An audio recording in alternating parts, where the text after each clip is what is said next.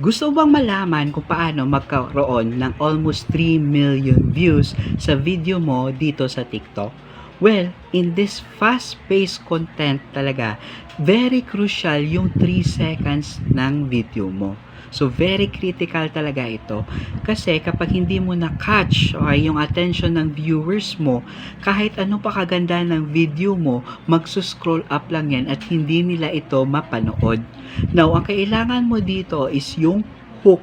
So, ano ba yung hook? Yung hook, ito yung opening ng video mo. It's either visual or verbal.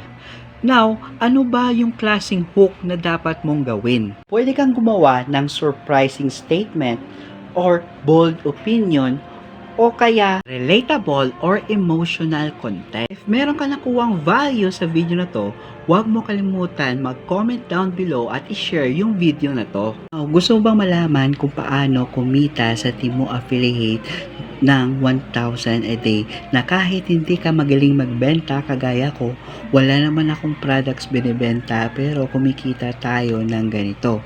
So kung gusto mo malaman kung paano, just comment below how at ibibigay ko sa iyo yung buong details.